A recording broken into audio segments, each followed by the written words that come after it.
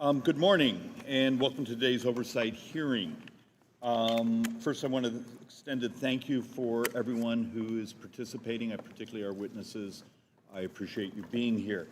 I want to begin by recognizing the work of those in the organ procurement world and say, look, it's vital work, but our job here is to understand. We actually started last April sending out requests for information. And with the investigation, we've had some very, sometimes uncomfortable bits of information come in. Each organ procurement organization is certified by CMS and operates exclusively within a designated service area, giving it unique and highly consequential roles in that community. These organizations provide life-saving services to thousands of Americans, but that mission does not place them above accountability. Following the committee's April request for information, we received responses from several whistleblowers across the country. In reading the testimony that's come to us, we're trying to understand where the fragility is. And I'm off script, but this is someone who spent part of their weekend reading these things. Is some of it at the hospital level? Is some of it at the advocacy level? Is it at the procurement organization level? Is it at the CMS level? Help us understand. And help us also understand where we need to extend our investigation. But ultimately, for all of us up here, we want to fix things. Is it ultimately coming to a new scoring system? We've been trying to read about the differentials between lung procurement and kidney and some of the different scoring models that are used for that procurement and placement. Help us understand where we should take this. Look, we look forward to the testimony from our witnesses. And I will actually ask my questions at the very end. But between now and then, give us the tools, give us your stories, help us understand. And with that, Ranking Member Swill. Good morning, everyone. I join in Chairman Schweikert's in convening this very important hearing on accountability within the organ procurement organizations, or OPMs. This is not a partisan issue. It is not an abstract policy debate. This is about the life and death of more than 100,000 Americans who are waiting for a transplant right now. For years, independent reviews, including federal audits and Government Accountability Office reports and HHS Inspector General's investigations, have warned us that America's organ procurement system is underperforming, to say the least. So some OPMs do extraordinary work. Others lag far behind, with low recovery rates, poor management practices, and preventable lapse that could have saved lives. These failures are not theoretical. They have led to organs not being recovered because OPMs do not show up to hospitals in time or lack trained personnel, breakdowns in testing, documentation irregularities, and the list goes on and on. These systemic failures are sometimes described as organ procurement crisis. It is a crisis rooted in bad actors, but it's not bad actors alone. I believe that it is also a result of an outdated accountability structure that we in Congress could do something about. I come from Alabama, and I represent families who give and families who grieve. I believe that there are three simple principles for this hearing: transparency, accountability, and equity. When those principles are missing from organ procurement and autopsy practices, trust is broken and lives are harmed. There are several reported cases and lawsuits out in Alabama that illustrate why this committee hearing today is so important. Families of people who died when incarcerated in Alabama have reported receiving loved ones' bodies with internal organs missing and have filed civil lawsuits alleging that these organs were retained or used without consent. Multiple news reports and national outlets have documented these families' complaint. These families have demanded answers and criminal investigations from the state officials, and they look to Congress to try to do something about it as well. It is also important to place Alabama's cases in a national context. In recent years, bipartisan Senate and House inquiries, as well as CMS and HRSA reviews, have documented systemic accountability issues and gaps. I believe that we must do more than just talk. We must do something about it. OPMs hold a unique position. They are federally designated monopolies, if you will, tax-exempt organizations entrusted with responsibility that no one else can perform. Congress has a duty to ensure that public trust is deserved and not assumed. We must provide vigilant oversight and implement reforms that will strengthen performance, modernize oversight, and protect patients and their families. I want to stress that this is not a partisan conversation. Both Democrats and Republicans have expressed deep concern about the failures within the OPM system. Administrations from both parties have proposed reforms, issued updated regulations, and called for greater accountability. And we must do both.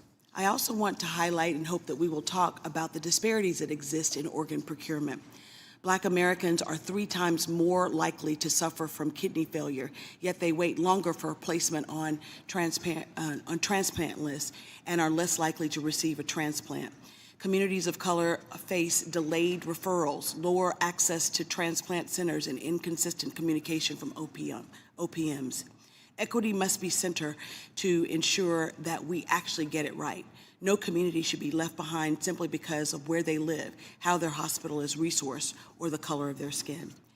Now, we must also recognize that all of these failures are happening in a time when my Republican colleagues have passed a bill that has gone to weaken Medicaid and Medicare and cause millions to lose and reduce their insurance. The bill that was passed in July created new barriers for patient seeking timely organ failure treatment and transplant referrals. Organ transplantation does not happen in isolation. It depends upon a stable coverage, chronic care management, and early detection, all of which become harder when patients lose access to affordable health care. Any policy that increases the ranks of uninsured inevitably worsens the transplant outcomes. In conclusion, accountability for OPMs is not optional. I believe it's essential. Lives depend upon us getting this right. Today, as we hear from witnesses and examine the failures of the current system, I hope that we keep one thing in mind. Every improvement we make has the potential to save a life, to shorten a family's grief, and to honor the generosity of donors whose final act is a gift of hope. Let us work together, Republicans and Democrats, to ensure that America's organ procurement system finally meets the standards our patients deserve. And with that, I yield back. Thank you, Ms. Well. Now we're going to introduce our witnesses. Heather Knuckles, all right, a citizen of Missouri and Chairman Smith's constituent, who's here to tell us the story of her mother's organ transplant. Nikki Martin, a former OPO employee, Jennifer Erickson, Senior Fellow for Organ Donation Policy, Federation of American Scientists. Do you want to introduce yours? Emily G., who is Senior Vice President for Economic Policy and Senior Fellow for Health Policy at the Center for American Progress. Welcome, everyone. Ms. Knuckles, and to everyone, you have 5 minutes. Your written testimony will become part of the permanent record.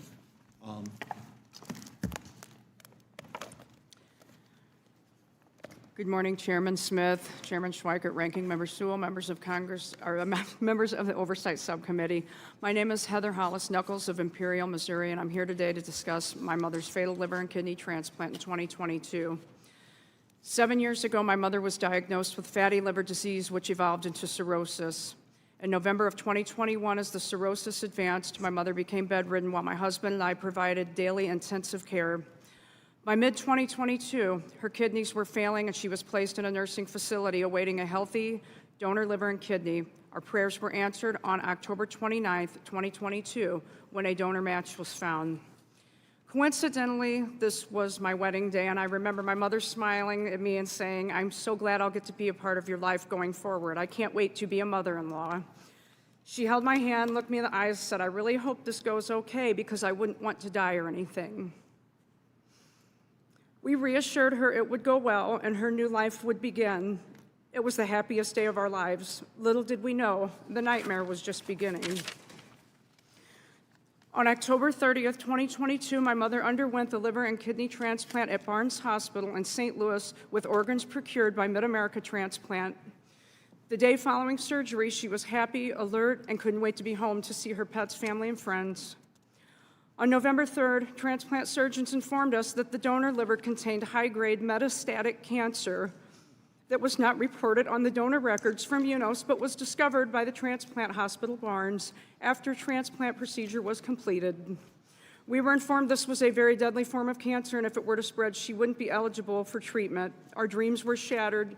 Fear and sadness washed over my mother's face. She was relisted for transplant. Surgeons decided to not replace the donor kidney, even though its condition was questionable due to a large cyst at the time of transplant. My mother underwent a second liver transplant on November 8th, 2022. She was extremely fragile afterwards, hallucinated for days, and suffered delirium. Occasionally, her wrists were restrained for safety. This was heartbreaking.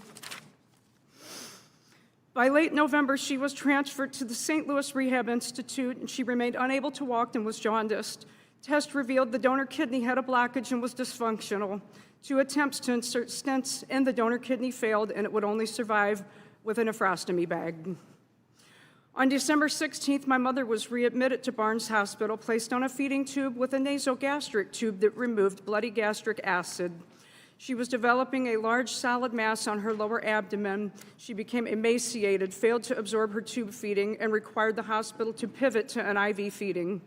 She was communicative but could only whisper and had trouble holding her eyes open. We never received an explanation for her rapid decline. My father and my husband and I both reached out to transplant teams seeking answers. One recommendation from the liver team administration was to have hope and prayer, while my mother, unbeknownst to us, lay dying. Please bear in mind my mother's body never rejected the organs. On January 9th, 2023, my mother was transferred to the ICU and placed on life support. The next day, the transplant surgeon informed my father and I, based on the appearance of a CT scan and fluid testing, the liver was cancerous. This confirmed the doctor's earlier suspicion that the cancer was transplanted from the first liver. Friends and family stayed at my mother's bedside daily, and per her living will, my father made the gut-wrenching decision to remove my mother from life support Friday, January 13th, 2023. We said our final goodbyes, and she passed at 5:40 p.m. Per UNOS records, the donor was hospitalized and placed on life support for 6 days. A CT was performed, however, no cancer cells or no abnormalities were reported. The radiologist report states conventional hepatic arterial anatomy, no liver surface nodularity or steatosis. 5 days post-transplant, Barnes pathology revealed the deadly cancer that killed my mother 2.5 months later. Barnes pathology notes state metastatic, poorly differentiated adenocarcinoma involving donor gallbladder, present as scattered subserosal tumor, and prominent intravascular deposits favor metastatic gastric adenocarcinoma. On one hand, UNOS considers the donor eligible, yet 5 days later, Barnes pathology reveals high-grade metastatic cancer. Following the passing of my mother, we suffered nearly 3 years as this horrific ordeal was ignored. And if OPOs are not held accountable when situations like this occur, they won't feel compelled to implement enhanced safety standards or procedures for organ recipients. No one should ever have to experience what my mother and our family has endured. It is time for the entities responsible to be addressed. My request to this committee is to use the levers within your jurisdiction to address the importance of donor screening prior to transplant. As a recipient, my mother had to undergo rigorous testing, even checking for cavities prior to becoming eligible for transplant. Yet the donor, who we now know had cancer, was somehow eligible for harvesting, and this does not make sense. Chairman Smith, Chairman Schweikert, Ranking Member Sewell, members of the committee, I thank you for your time and vested interest in my mother's horrific transplant case. I'm willing to answer any and all questions you may have.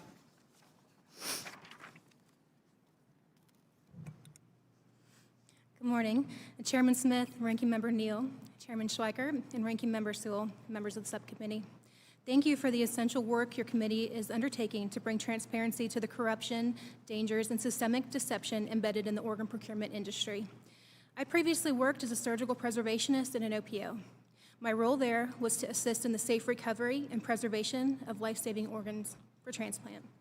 From my firsthand experience, it appeared that my former employer was exploiting a regulatory loophole to advance its metrics and increase Medicare reimbursements at the expense of organ donors and their families who I believe were being misled and taken advantage of. In 2021, TJ Hoover was brought to the hospital in cardiac arrest. As a registered organ donor, his family agreed to honor his wishes. TJ had remained unresponsive for several days, regaining consciousness during his cardiac catheterization. Immediately upon waking, he was paralyzed and sedated.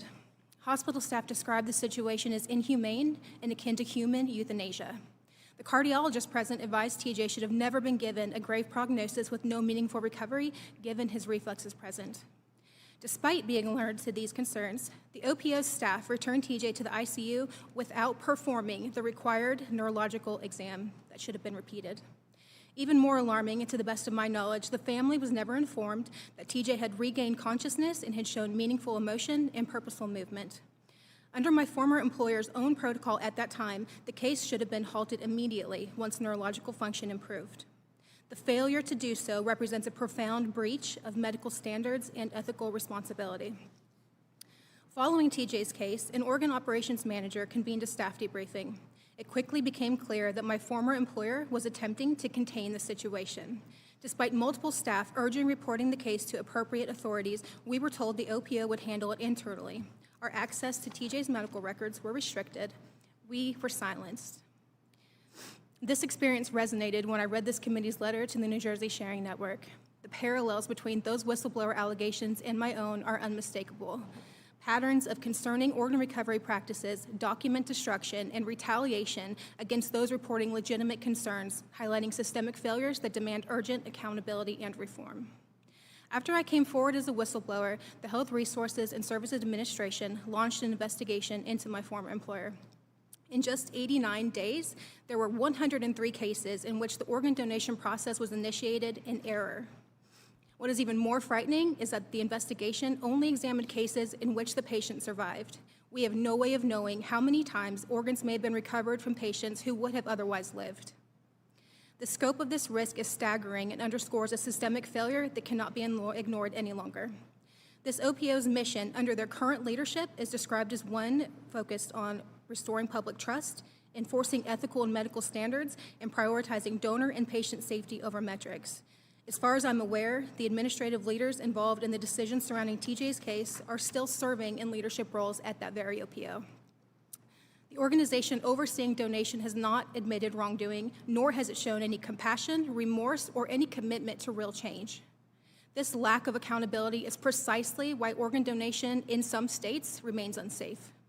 The pursuit of metrics can never supersede the fundamental mission of saving lives through transplantation, nor can it justify misleading the families who are already in the depths of grief and counting on their loved one's donation to make a difference. OPOs must be held accountable for wrongdoing so that Americans can trust the organ donation is safe, ethical, and worthy of their generosity. I urge this committee to do all that it can to continue its investigations into OPOs and to UNOS. I believe in organ donation, and I've devoted much of my life to it. I am now pleading with Congress to do everything in its power to make this process safe by working with HHS, CMS, and HRSA to identify and replace dangerous actors and to protect our most vulnerable patients.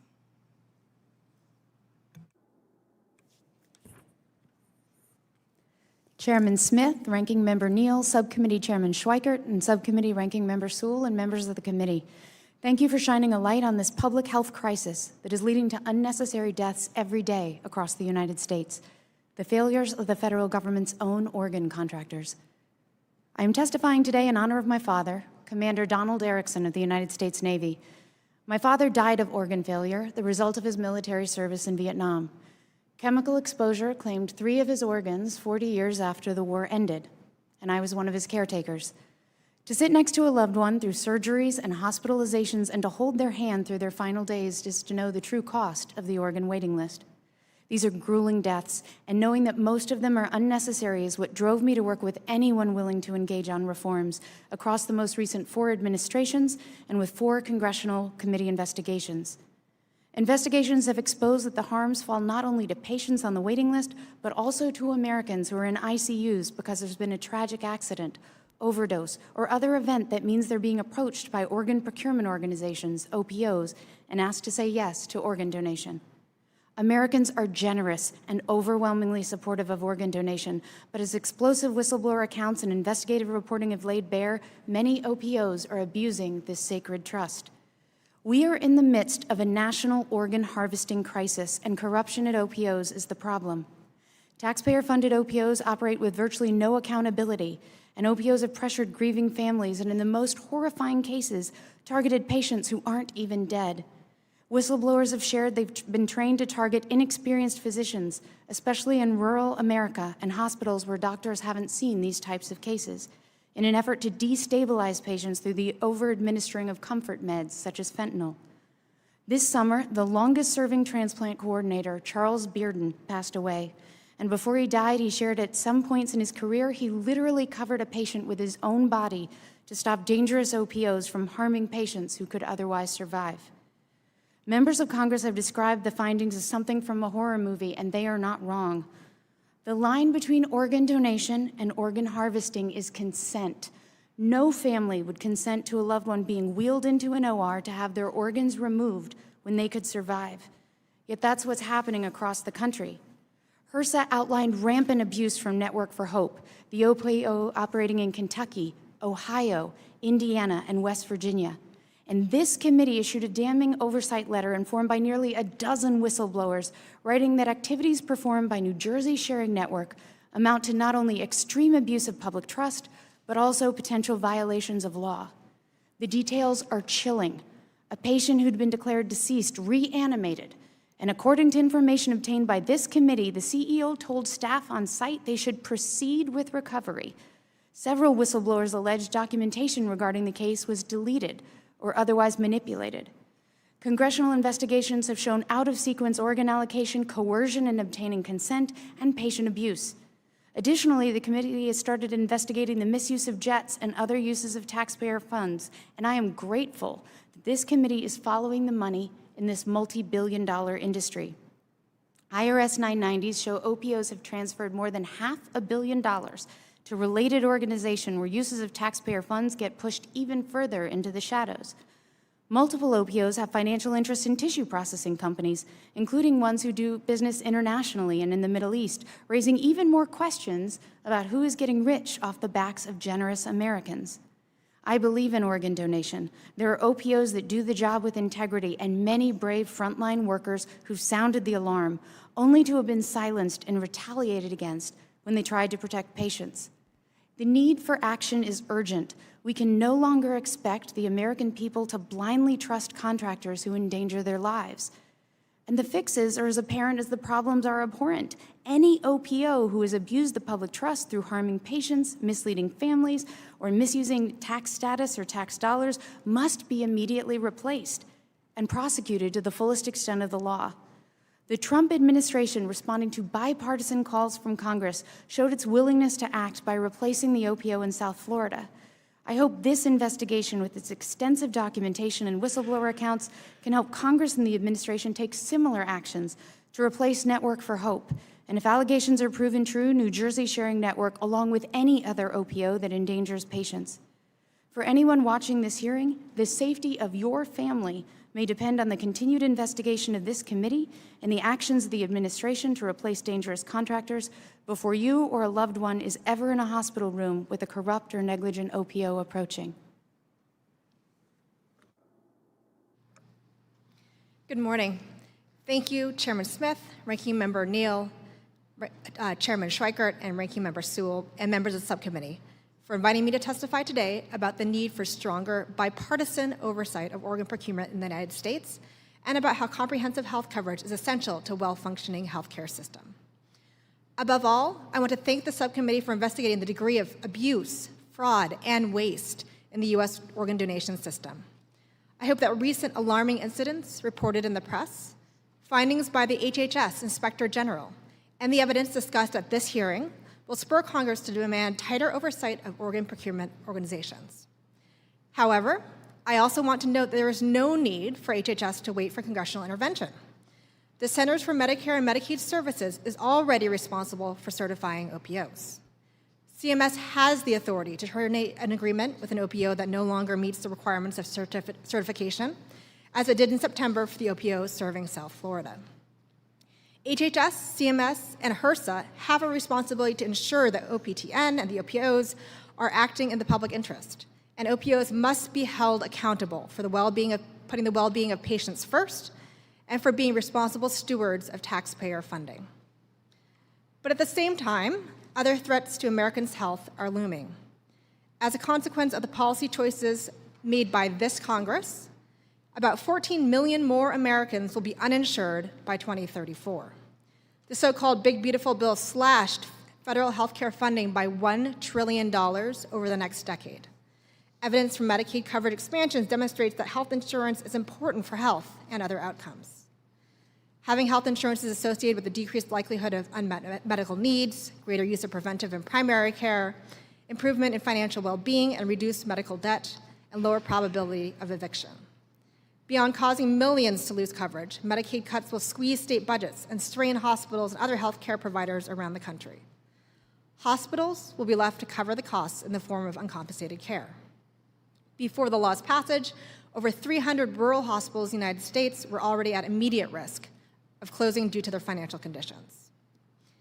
In addition, this Congress has turned down multiple opportunities to extend expiring financial help for people who buy coverage on their own. The enhanced premium tax credits for ACA marketplace plans expire on December 31st. Consequently, the average premium payment among the more than 20 million people who receive subsidies is set to more than double for 2026. It is not too late for Congress to improve affordability if it can find the will to do so. Comprehensive health coverage is important for access to organ transplants. The Affordable Care Act's coverage expansions have generated broad-based gains in health insurance coverage. As of 2024, the insurance rate for the total population was about 8%. The number of organ transplants has also been trending upward. Notably, the increasing number of listings suggests that gains in health coverage may be providing patients with options they otherwise would not have had. One study found that Medicaid-insured waitlist registrations and deceased donor transplants had increased in states with Medicaid expansion. Americans who lose coverage may have greater difficulty being listed for transplants. It is rare for transplant recipients to be uninsured, in part because patients may qualify for special coverage. Another major reason is that transplant centers typically weigh both medical and non-medical factors in evaluating candidates for transplantation. Would-be recipients have been refused transplants because of a lack of insurance or shaky finances. Beyond cost and proximity to the procedure, health coverage is vital to transplant recipients' access to follow-up care, care for complications, and lifelong immunosuppressant drugs. If proposals under discussion in Congress are implemented, the health coverage landscape could turn far worse. Specifically, policy changes under discussion would harm people with pre-existing conditions. Some lawmakers have suggested pushing enrollees into lower value plans with higher deductibles, replacing comprehensive coverage with health savings accounts, or relegating the sick to high-risk pools. That would be a grave mistake. The very point of health insurance is to pool risk broadly, giving people financial protection against catastrophically high medical bills. The ACA's rules are critical to ensuring a functional market for affordable, comprehensive health insurance for all Americans, including people with organ failure. The health of all Americans depends on affordable, comprehensive access to insurance. Thank you. I look forward to your questions. Chairman Smith, first question. Thank you, Chairman Schweikert. As someone who has a family member that was a recipient of a heart transplant just in the last few months, I personally appreciate this committee's ongoing work regarding OPOs. It is so incredibly important that Americans have trust, that they have trust in our nation's organ procurement process. That is the only way that we can ensure that folks will continue to donate.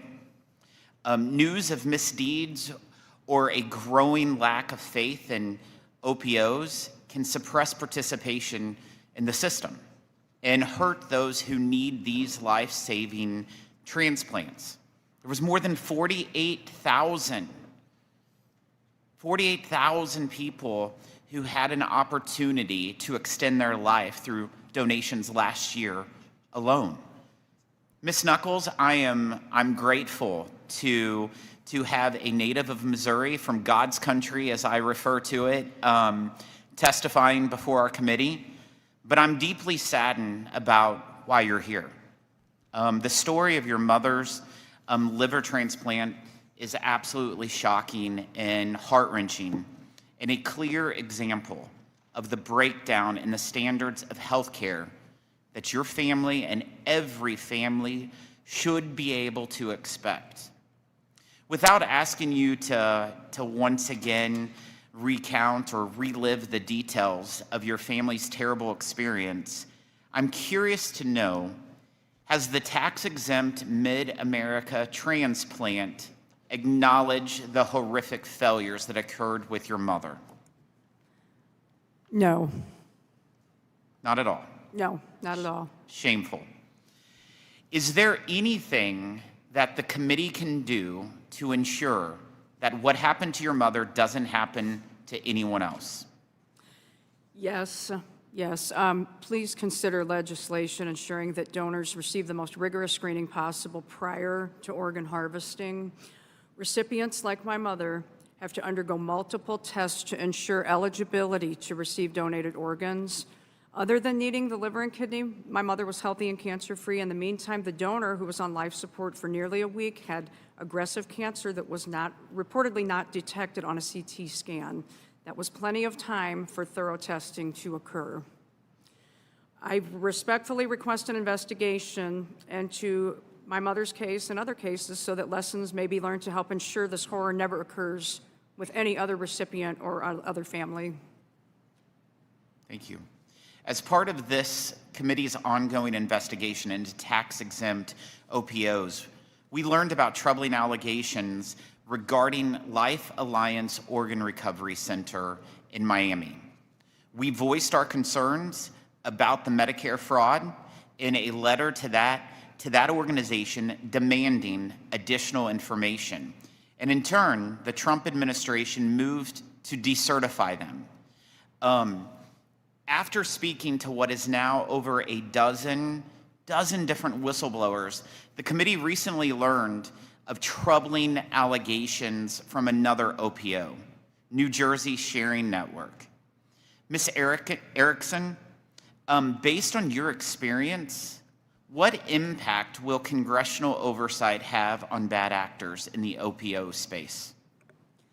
The Trump administration has showed that it's listening to these congressional investigations on this issue, and I hope that based on HRSA's findings and your ongoing investigation, that CMS and HHS will take immediate action and replace the dangerous Kentucky-based OPO, Network for Hope. And if allegations from these dozen whistleblowers are proven true, they should take the same action and immediately replace New Jersey Sharing Network. If calling out the misdeeds of these OPOs is step one, step two is reforming the system so that it is safe, it's accountable to patients and taxpayers, and it's trusted.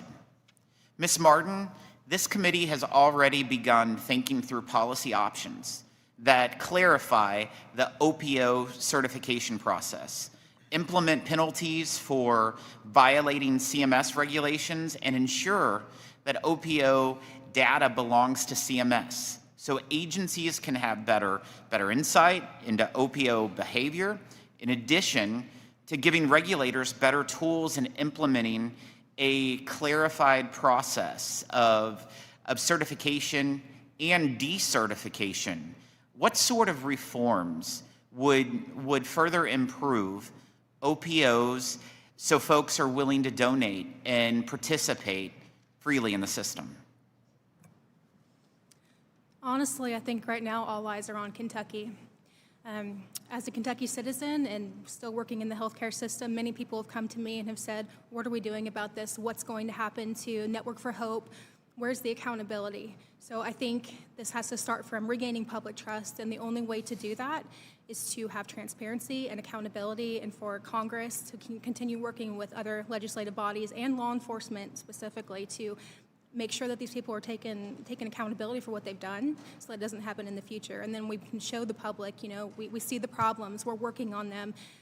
The public should have more informed consent. They should truly understand what they're signing up for when they sign up to be an organ donor, because organ donation is so important and we need it so badly.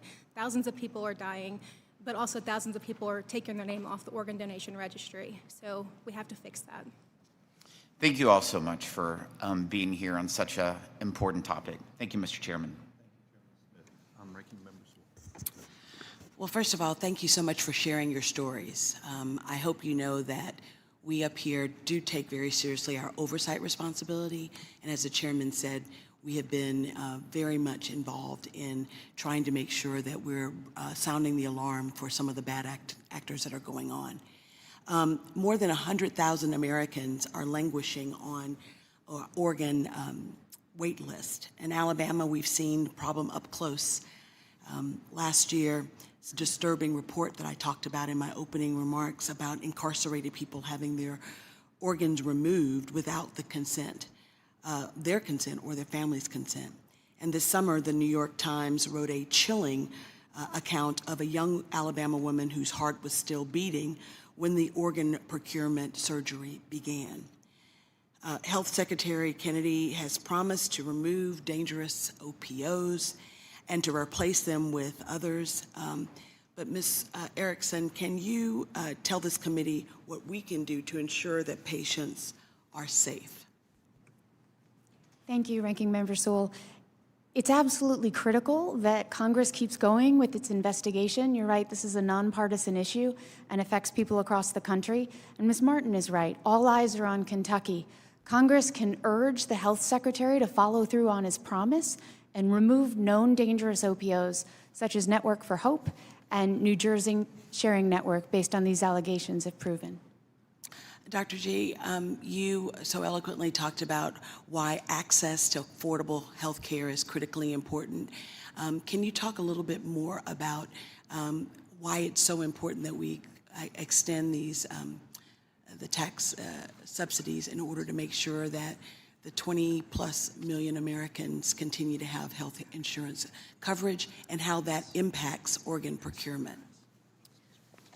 Because of the big, beautiful bill, in addition to the expiration of the enhanced premium tax credits at the end of this year, about 14 million more people will be uninsured by 2034. In particular, the tax credit extension will cause about 20 million people who receive subsidies through the ACA marketplaces to see their premiums more than double on average. And unless Congress extends those subsidies, they'll expire at the end of this year. That affects everybody who has coverage the marketplaces, regardless of whether they have subsidies, because when the cost of insurance goes up, people who are younger or healthier tend to go without insurance, which makes costs more expensive for everybody else. Insurance is a requirement for transplant, many transplant centers across the country, because transplant centers choose to give donated organs to the patients where they'll have the greatest chance of success.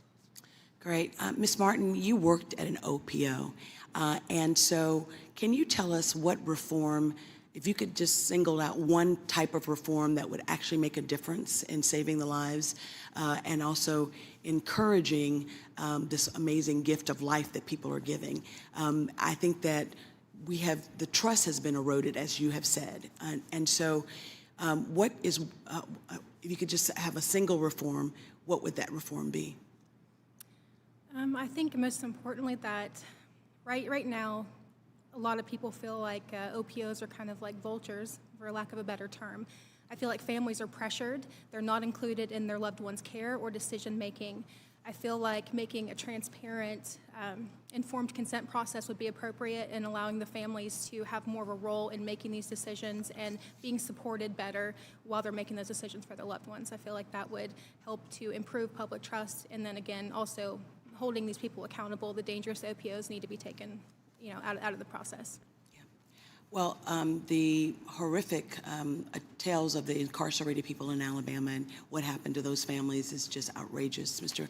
Chairman, I'd like to enter into the record an AL.com article entitled Another Case Over Organs Missing from Prisoners in Alabama to Go Forward, Nothing Short of Robbery. Thank you.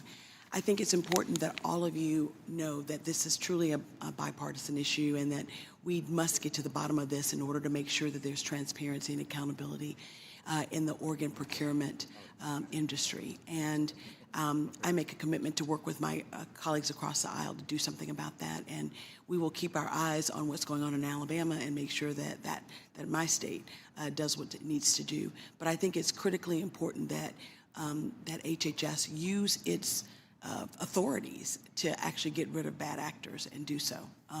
Having said that, I yield back the balance of my time. Thank you. Pursuant to committee practice, we're going to go to 2-1.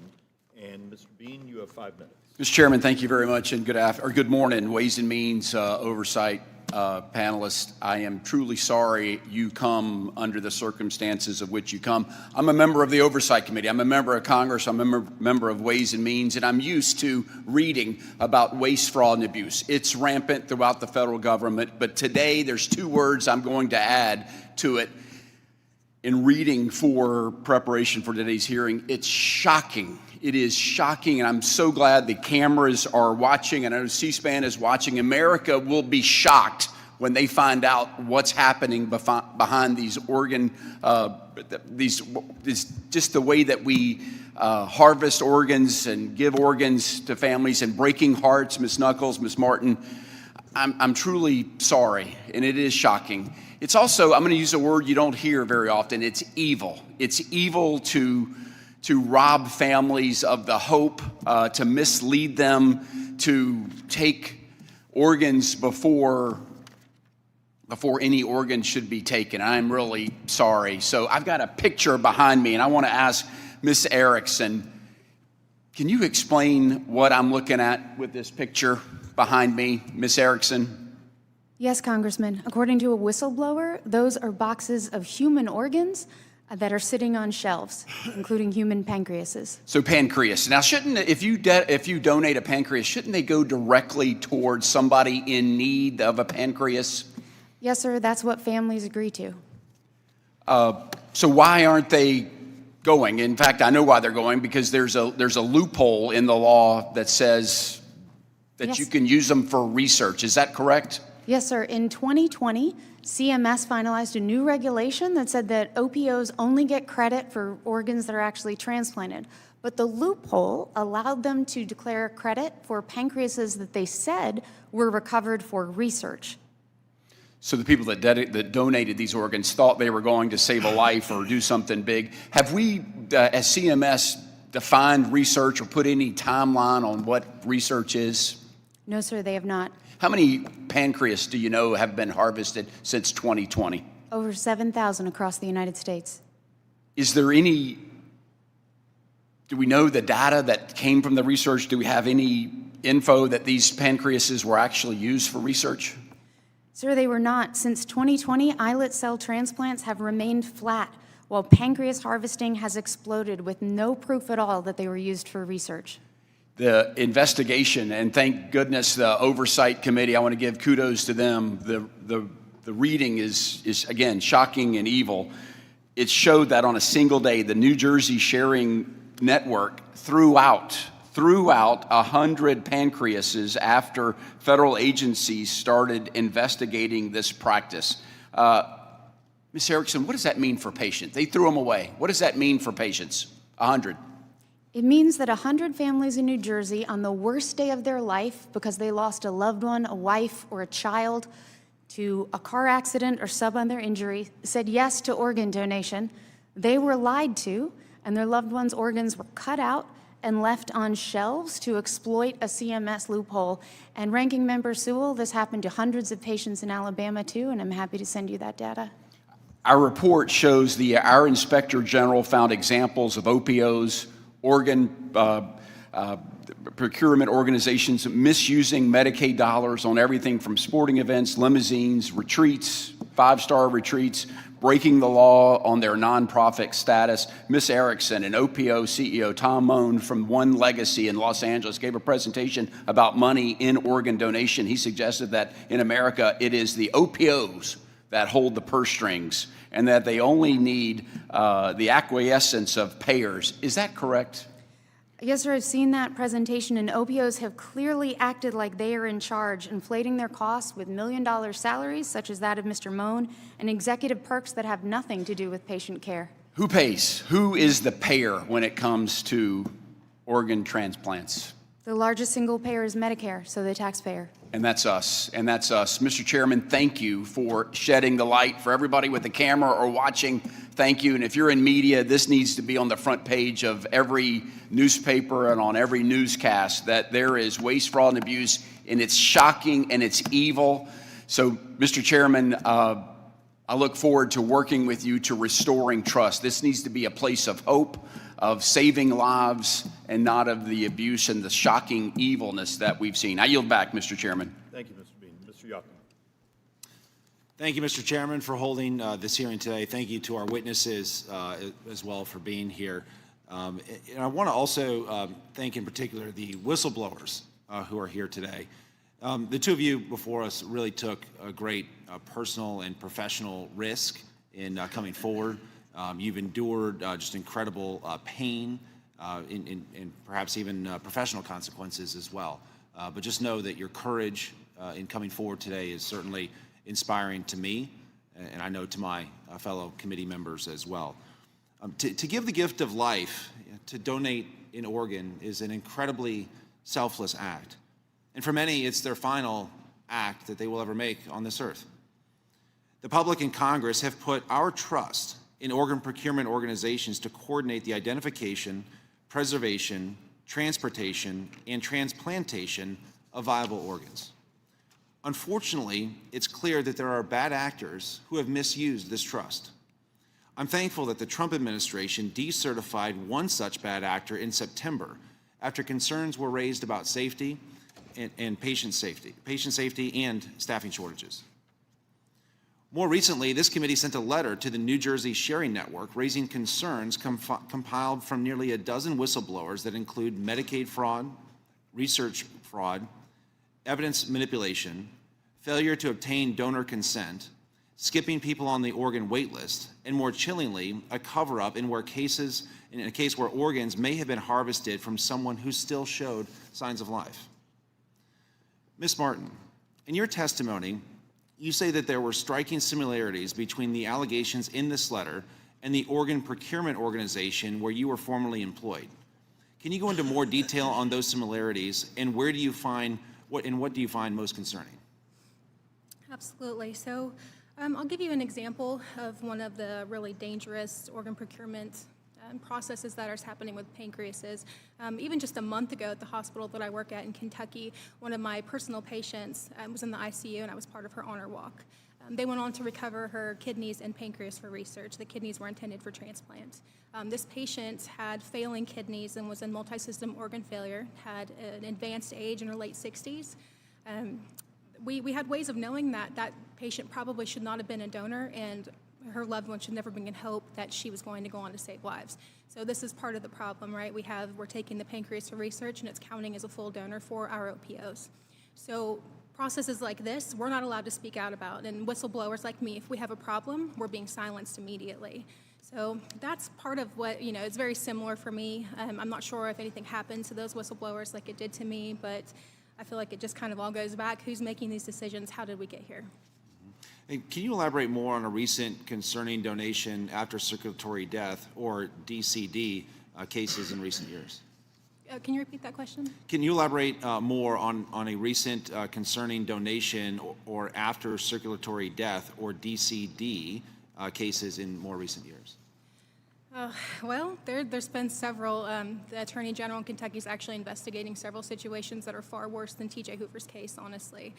I think a lot of the problem is that we are not providing the family with updates on actual neurological function and just those kinds of problems where we're using medications to chemically, sedate and paralyze patients. Like, we're never really giving patients a chance, and that's part of the big problem. Thank you. And Ms. Erickson, as I mentioned, the allegations in this letter were brought forward by nearly a dozen whistleblowers, and more whistleblowers continue to come forward. In your opinion, are these issues with the New Jersey Sharing Network confined to this organization, or are these practices pervasive throughout the industry? Sir, all OPOs are not the same, but what we have seen from this investigation is that too many OPOs are engaging in practices that are unethical and candidly illegal. Network for Hope operates in your state, and so I appreciate anything that Congress can do to ensure that they are immediately removed and patients are safe, that the allegations in New Jersey are investigated. And Congressman Bean, since you mentioned One Legacy, I want to say that they are, according to the data, one of the worst violators of harvesting human pancreata, and we don't know where they go. I want to be clear, these things are being done with taxpayer dollars, and wherever we know that there are problems, such as these 3 OPOs, I hope Congress can call on the administration to act. Great. Thank you. And with that, Mr. Chairman, I yield back. Thank you, Mr. Yoakum. Ms. Chu. I want to thank all the witnesses for your testimony today, and in particular, I want to say how sorry I am to Ms. Knuckles for what horror your mother and your family experienced. And Ms. G, I want to address another horror that could occur to transplant patients, and that is what could happen to them if they lose their ACA coverage. In your testimony, you explained that transplant centers often will not even place a patient on the transplant wait list unless they have stable, continuous health insurance. I'm thinking in particular of one of my constituents from Sierra Madre, who is one of the longest surviving kidney transplant recipients in the entire country. He received his life-saving transplant decades ago and has been able to maintain his health because he's always purchased comprehensive coverage on the ACA marketplace, made affordable through the enhanced tax credits that Democrats enacted. But now, because Republicans refuse to extend those tax credits, his premiums for next year have more than doubled. He's terrified that he won't be able to keep his coverage and terrified of losing the transplant he fought so hard to preserve all these years. I also think of my friend and constituent who undergoes daily dialysis and is anxiously awaiting a kidney and is on the transplant list. But I think about what would happen to him and his wife if he is taken off the list because he loses his health care coverage. I know they would be absolutely crushed. So, Ms. G, can you speak to how widespread this problem could become if Republicans fail to extend the ACA tax credits before January 1st?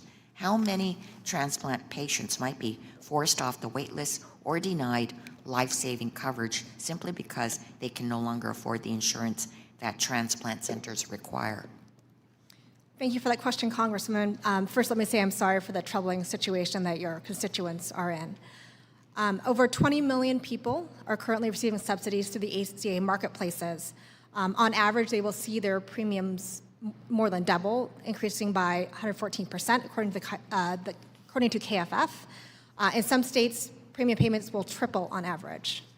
According to the Congressional Budget Office, about 3.8 million fewer people will have insurance about 10 years from now if the expiring enhanced premium tax credits are not extended. As you mentioned, transplant centers commonly require that patients have insurance in order to receive a transplant.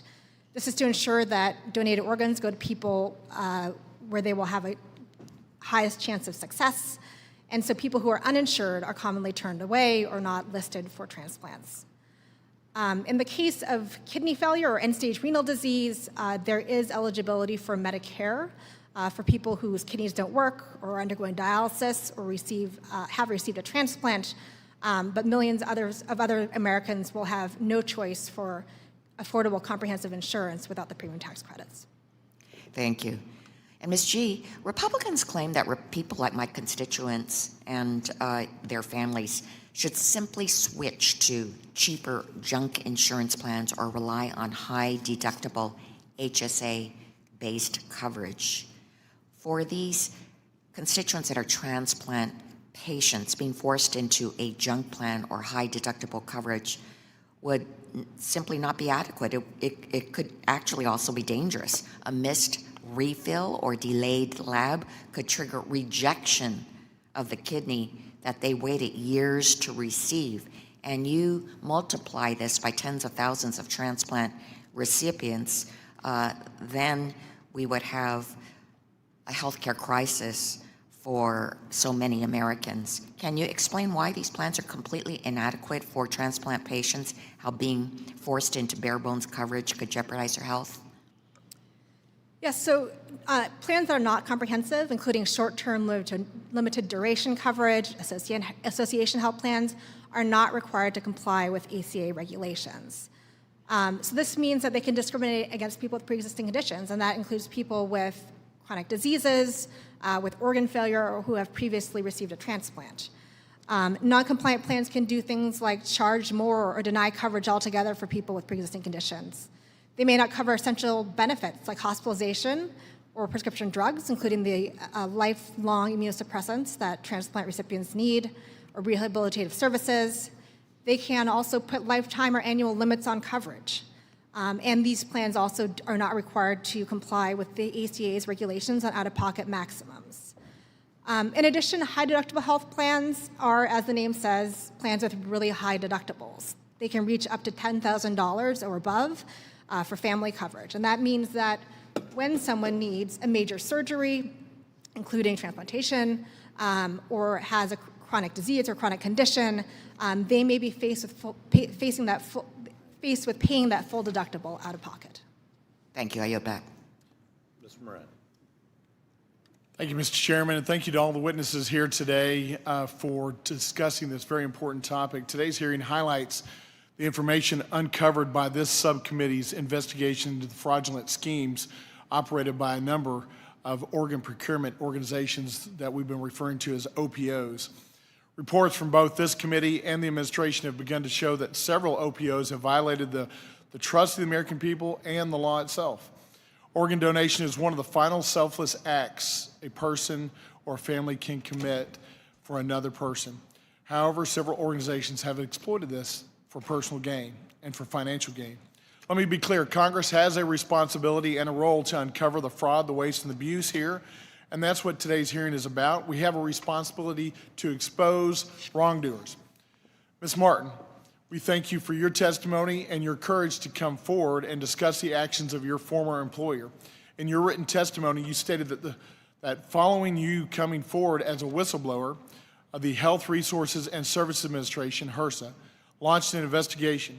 This was a key step in uncovering the fraud of the Kentucky Organ Donor Affiliates, also known as CODA. As a former OPO employee and one who blew the whistle on a bad actor in the industry, what is your advice to other folks in the industry who feel that they should speak out?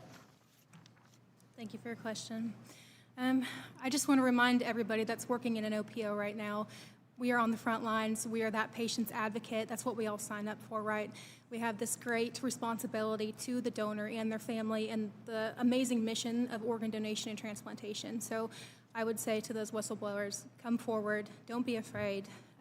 We are protected in ways, but at the end of the day, we're all here to save lives. We can't let this keep continuing to go on. Congress, please don't allow, whistleblowers to not be able to come forward. Make it safe for everyone. Make it safe for us so we don't lose our jobs, so we're not afraid. Ms. Martin, I'll add that without brave whistleblowers like yourself and others that have come forward, it is hard for us to uncover the truth about what's going on the inside. You know it as well as I do that only those that are on the inside day in and day out know all of the facts. And for you to come forward and give your story is very helpful for us to do our job here in Congress, so thank you. Following that investigation, HRSA uncovered 103 cases in which, quote, the organ donation process was initiated in error. You went on to say in your testimony that this was a systematic failure. That was the description you used that cannot be ignored. Ms. Martin, in light of your experience and the allegations against New Jersey Sharing Network, where should the committee focus its efforts on reform, and what kind of reform would you suggest? So I think the biggest problem we have right now is not like who's in charge, but kind of looking at how we got here in the first place. So with OPOs running on kind of their own terms with no oversight, I think that it's important that I'm sorry, can you repeat the last part of your question again? Yeah, what kind of reforms would you suggest we undertake here as a committee to make sure that OPOs can no longer engage in this bad behavior, or that we can help with whistleblowers? Thank you. So I think that we just all need to come together. You need to take into consideration the surgeons that are working, the people that are working at OPOs, hospital staff. Everybody kind of needs to sit down and kind of figure out where did we go wrong in the first place so that doesn't happen again. Yeah, I guess even more specifically, where's the pain point? Who needs to feel the pain of these investigations so that they change their behavior and no longer engage in this bad behavior? And I'll ask the same question to Ms. Erickson as well. So Ms. Erickson, I'll start with you. I learned this from my military father. Leadership starts at the top. And the same organizations like Network for Hope, which Congressman Miller also operates in your state, cannot be allowed to abuse the public trust. They have to be immediately replaced. And I want to be clear about something. Many of the things that are being found by this committee constitute crimes. Medicare fraud is a crime. Lying to families about consent is a crime. So, Congressman, I really hope that this committee can work with HHS, State's Attorney General, and the Department of Justice to make sure that these executives feel the full force of the law. Yeah, and how can we even go further to help protect the whistleblowers and to make sure that we are providing law enforcement the tools that they need to investigate the bad actors in the OPOs? One thing I'd like to say about that is there is currently a federal contractor called the United Network for Organ Sharing, or UNOS, which has failed whistleblowers at every turn and ignored retaliation against them. It's even in investigative reporting that UNOS itself has retaliated against patient advocates. UNOS, when your previous colleagues in the Energy and Commerce Committee held a hearing, UNOS threatened witnesses testifying under oath with legal action at the same time they were being paid by the taxpayer to investigate their claims. That has to end. We have to stop all bad contractors, including those we know are retaliating against whistleblowers now. Mr. Chairman, we're talking about overseeing the ability to stop profits from taking preference over lives, and we need to make sure that we put life at the forefront and make sure that it is essentially what we are protecting instead of the profits or the money coming through and the operations of these OPOs. I respectfully return my time. Thank you. Mr. Miller. Thank you, Mr. Chairman. And thank you to the witnesses today. We're here to ensure that organ procurement organizations uphold the highest standards in both their life-saving mission and their responsibilities as nonprofit entities. There are 55 OPOs, each mandated by federal law to perform procurement efforts in their donation service area as certified by Centers for Medicare and Medicaid Services. In 2024, there were more than 48,000 organ transplants performed, continuing a record-setting trend and representing a more than 55% increase in organ transplants in the last 10 years. In my home state of Ohio, Life Bank is one of the original 7 OPOs ever founded, with a service area covering 4 million people and working with 80 hospitals, including many in the Cleveland region. Maintaining the highest standards of integrity is paramount in organ procurement, chiefly to foster trust and to save lives, but also to safeguard valuable taxpayer resources for these critical purposes. For this reason, I'm concerned about reports that certain OPOs may be involved in alleged fraudulent schemes and improper actions related to their unique position as tax-exempt entities. As many OPOs strive to maintain and lift the integrity and standards of care at these life-saving missions, some challenges I have heard from my home state of Ohio include changes to the conditions for coverage that will affect the 2026 recertification process, such as evaluation of only one of the 4 years as part of the 4-year cycle, which may not account for process improvement efforts or overall performance. Concerns that the transplant rate metric reflects transplant centers' acceptance of organ offers rather than OPO performance, yet still heavily influences on OPO's ranking and chances for recertification. For example, data reveals a 29% kidney non-use rate per organ recovered per transplant. Evaluations may not account for geographical health, disparities, and environmental impacts. For example, diabetes is at a higher prevalence in Northeast Ohio, resulting in challenges in the donor pool and organ eligibility. Ms. Erickson, As you know, OPOs are certified by CMS to ensure the quality and safety of donated organs, including adherence to legal and regulatory requirements and to identify improvement opportunities. Unfortunately, we've been made aware of potential fraudulent mechanisms or manipulations of the system that could compromise integrity. Please describe the type of improper schemes that you may be aware of in the industry, as well as your thoughts on how to combat them. And would remedies like requiring transparency of the Medicare cost reports submitted by OPOs shed light on the issues of overbilling and unallowable cost? Sir, they would. One of the most disturbing practices that happens at many OPOs is harvesting kidneys that will never be used in transplant. In fact, one industry insider gave a presentation to other OPOs about how they could differentiate between a financial count for kidneys and a clinical count for kidneys. That is another way of saying how to commit Medicare fraud. In fact, one whistleblower shared with Congress from Network for Hope that when their freezers were too full of kidneys that they could not use, they would take them to the University of Louisville Jewish Hospital and incinerate them. Part of the kidney harvesting problem is a problem of lying to families about consent and the fact that CMS will pay OPOs whether those kidneys are ever transplanted or not. This has to end. I completely agree, and it's abhorrent, and thank you. Another question, Ms. Erickson. I understand there may be other practices that do not increase Medicare reimbursement but may assist the OPO in certification metrics reported to CMS. Can you describe what other actions may be occurring to improperly boost metrics that may not be readily available through Medicare cost reports? Absolutely, sir. As your colleague, Congressman Bean, said, there is also the massive harvesting of human pancreata that do not go to help any patients either through transplant or research. This has happened to 7,000 American families who have been lied to, including in your home state of Ohio. CMS has said it will close this loophole, but it has not done so. And not doing that leaves every American family at risk not only of being lied to about how their loved one's very body parts will be used, but also it could keep dangerous OPOs in place by falsely inflating their performance. Thank you very much for your testimony and all the witnesses. Mr. Chairman, I have one more question I'll submit for the record. I yield back. Thank you, Ms. Delbin. Thank you, Mr. Chairman, and thank you to all our witnesses for joining us today. I really appreciate you taking the time and to share your personal stories and to shed light on issues within our organ transplant system. Each day, 13 Americans die waiting for an organ transplant, while more people are continually being added to the transplant list. I have the honor of co-chairing the Congressional Kidney Caucus with my colleague, Representative Carol Miller. As co-chair, I've had a particular interest in our organ transplant system. Specifically, I've worked to make living donations more accessible by proposing reforms to the living organ donation reimbursement program. Currently, living donors often face out-of-pocket costs exceeding $10,000 when donating. Bipartisan legislation that I've introduced would help address this. The Honoring Our Living Donors Act would allow more donors to qualify for wage, travel, and caregiver reimbursement when donating organs. And while these reforms should be implemented as soon as possible, more work is needed to ensure our organ donation system is operating well.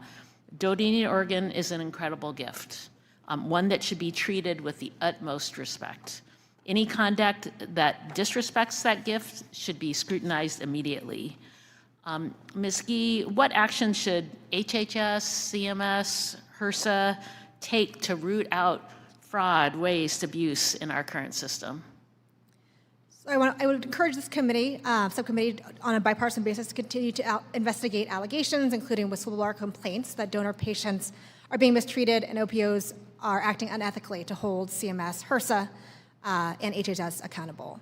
There's administrative action that HHS could take to ensure that donated organs actually make it to waitlisted patients in need.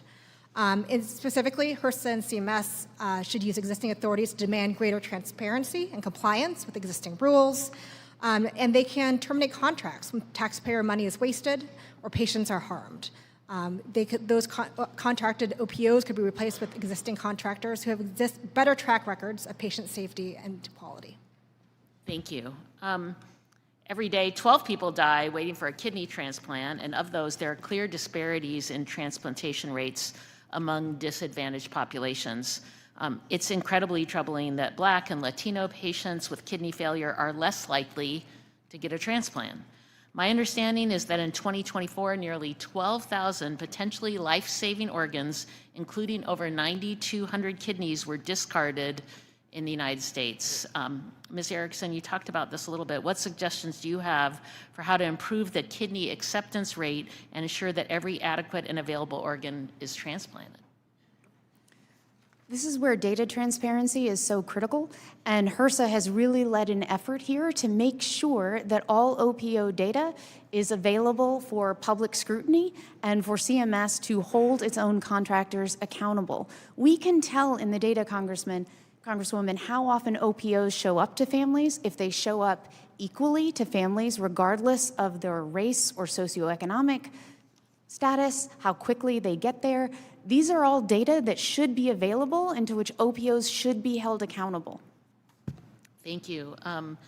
And then we know that with less and less people having health care coverage, the challenges that folks are going to have accessing preventative care. If folks don't have preventative care, diseases may progress more rapidly.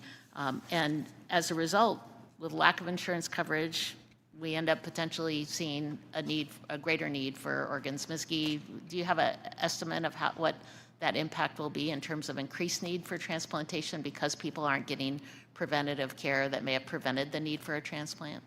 So I don't have a specific number, but I do expect that we will see the opposite of what happened during the ACA coverage expansions over the next 10 years. The Congressional Budget Office predicts that the uninsurance rate in the US will go from about 8% to about 12%. And so some things I think we can expect to see are a smaller number of Medicaid insured patients being waitlisted for transplants, people having less access to care, people less likely to have a usual source of care. And we also know that many transplant centers look at the probability of patient adherence in determining eligibility for listing and eligibility for transplant. We know that Medicaid coverage is essential for reducing probability of eviction, for decreasing medical debt, and the ability to pay for prescription drugs and other forms of care. Thank you. I appreciate it. Thanks to all our witnesses. I yield back, Mr. Chairman. Mr. Swazi.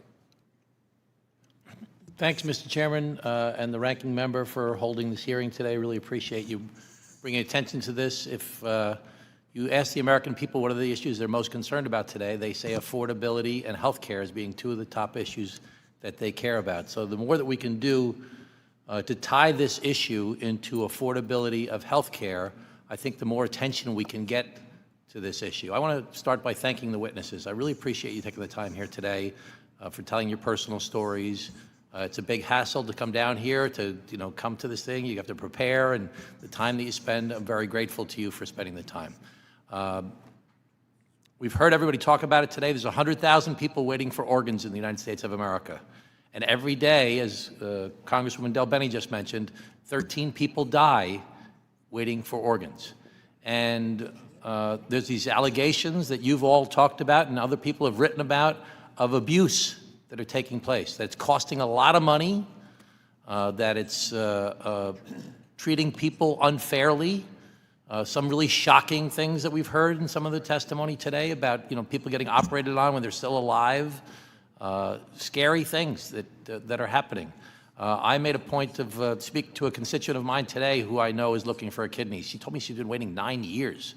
I mean, I'm going to dig into that further. I mean, how could it take 9 years? I mean, it's just hard to imagine. And I'm also concerned about this issue that we provide incentives and payments for harvesting the organs, but not necessarily the same for actually resulting in a transplant. And I want to just explore that with you a little bit. So my understanding is that there are 54 organ procurement organizations in the United States of America. And some of them do a great job. And some of them are really bad. And part of our hearing today is to try and highlight the ones that are doing a bad job so that we can hold them accountable. We heard about the one, and I think in Miami you talked about earlier, that's already been held accountable.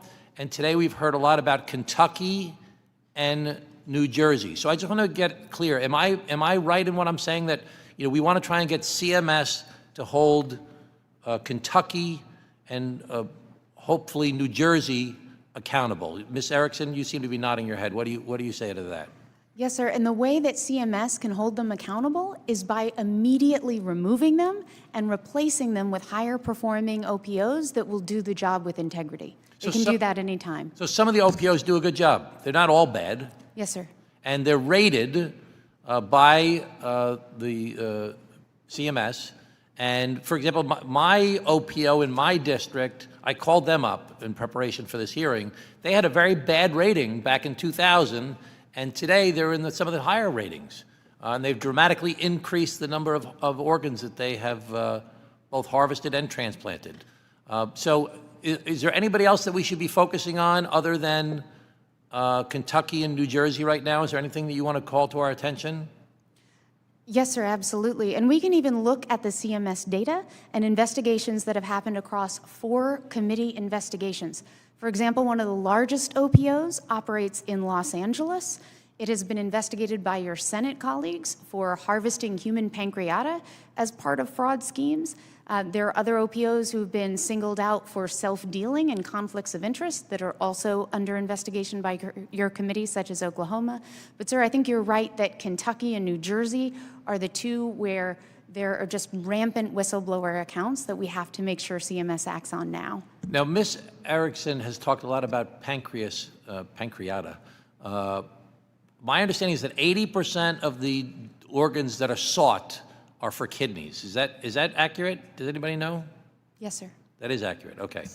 So we want to just try and bring attention to this issue as much as possible from the stories that you've told, Ms. Knuckles and Ms. Martin and Ms. Erickson, and the data that you've provided with Dr. Gee, to try and hold the bad actors accountable and try and improve the system. Is there anything we can do to incentivize more transplants as opposed to just harvesting of data?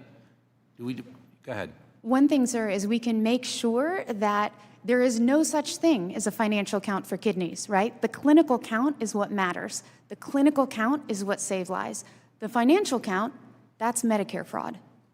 So right now, it's my understanding that we spend between $500,000 to $2 million for every single transplant that takes place, from the harvesting to the placing to the transplant. And that's a lot of money that we spend in mainly Medicare, I think, but also Medicaid as well. And we have to make sure that the bad actors are held accountable so that this money that's spent is spent in an efficient way that actually makes people's lives better. So the more transparency that you've talked about and shining a light on this issue is a very big help to getting that done. So thank you so much, everybody, for your time again. Mr. Chairman, I yield back.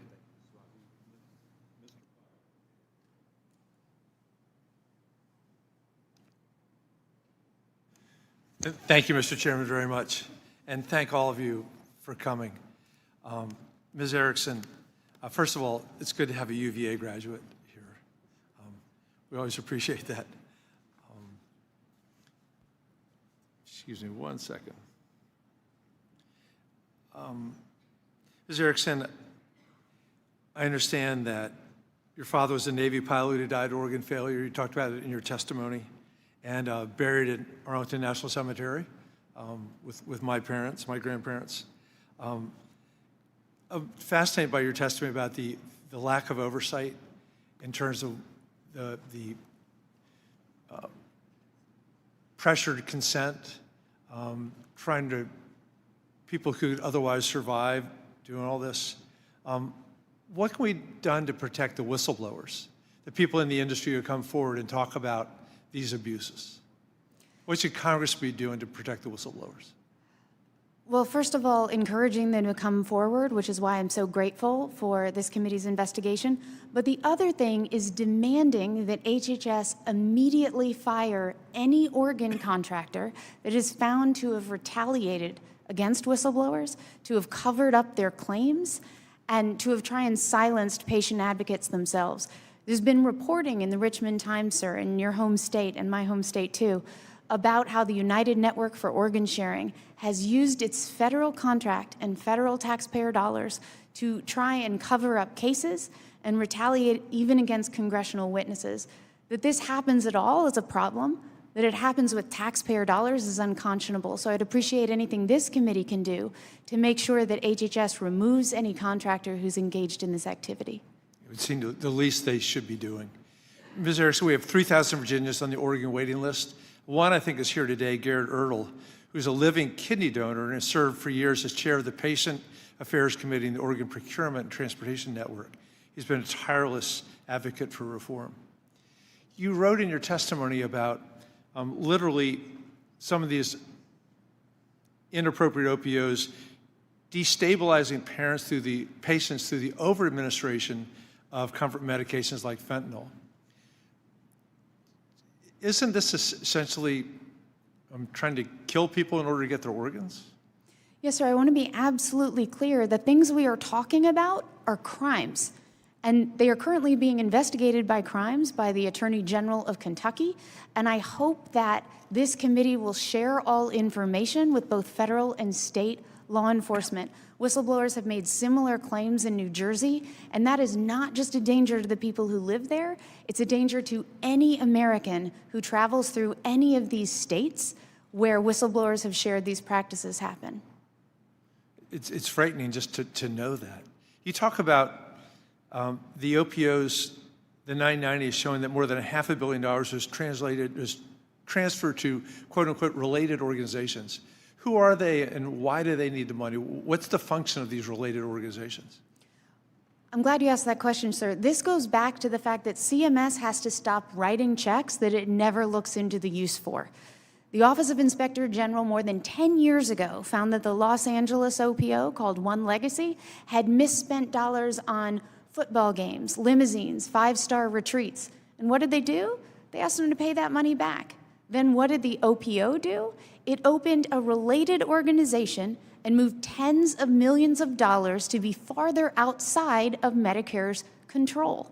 We have seen, in fact, on publicly available 990s, as you said, more than $700 million has been moved in recent years. And it's hard to see how that's in patient benefit. And those are taxpayer dollars, and we need to understand where they're going and shut down these shadowy channels right away. You write very well about the difference between organ donation and organ harvesting is consent, but you also talk about the potential coercion in obtaining consent. What does that look like, the potential coercion? We've heard from whistleblowers in New Jersey that, candidly, sir, if a family looks like mine, ask once and then leave them alone. If they look different, if they look like they don't have resources, if they can't speak English, do not leave their side until they consent to organ donation. That is unconscionable. We need to hold them accountable for that. And also, back to what Congressman Bean said, no American family is consenting to their loved one's organs to be cut out as part of Medicare fraud, as part of exploiting the pancreas loophole. But that's what's happening. And so if there's one thing that I would really ask of this committee, is that it's to consider that these things are crimes. And just as there was cross-administration action to tackle the opioid epidemic, to resource not just the Department of Justice and OIG, but also state attorneys generals, that's the kind of crisis we have right now in organ procurement. Those are the kind of resources we need to make sure that Americans are safe. Yeah. Mr. Chairman, thank you. And thank all of you very much for coming and bringing this to our attention. Thank you, Mr. Meyer. And now you're stuck with me. A handful of questions I just want to sort of get my head around because I've read over certain portions of your testimony. We've actually been collecting articles for almost a year or two in regards to the technology of the subject. First one, is there a different scoring system between a kidney, a lung, a liver? Can anyone answer that? Is there a different hierarchy on both eligibility procurement, how it's processed, how it's provided to a patient? Ms. Erickson, can you answer that? Sir, kidneys are treated differently when it comes to Medicare reimbursement, which is why the Office of Inspector General itself identified that the OPO reimbursement structure is so susceptible to fraud, waste, and abuse. And again, that's grim. The pancreas, gets credit in terms of keeping your contract for metrics and scoring. No, where I was curious is I was reading in one of the journal articles I have that lungs actually have sort of a different hierarchy of score. And that may not be as part of the reimbursement. It's actually on how they're processed and handled and procedured. Does that ring a bell with you? Not in terms of how CMS considers OPO performance, but if there's another rating, I'm not aware of it, sir. Oh, okay. In the hierarchy of a decision of someone has circulatory passed away compared to brain waves pass away. One is 5 minutes, one is 90 minutes, but it is the hospital that makes that decision, correct? It is the hospital that declares death, but one of the things that has come out through the HRSA's detailed report about Network for Hope and CODA in Kentucky is that often OPO staff get involved in that decision-making process in ways that they should not. Okay, so at that moment, who is actually to blame there? If organ procurement is hovering around, protocol is I have brainwave death, and that is 90 minutes. Ultimately, it is the hospital that is to make the declaration. Is it a shared responsibility? Is it the hospital's responsibility? Who actually, at that point, if you're the auditor, Right. Who is actually to be held responsible? It's the hospital's responsibility. I'll turn it over to Ms. Martin in a second, but I want to give one example of where there is a shared responsibility for what everyone is there to do. There is a case that's been shared with congressional committees out of Mississippi about Paula Dennison, which I'm sharing with permission of her family.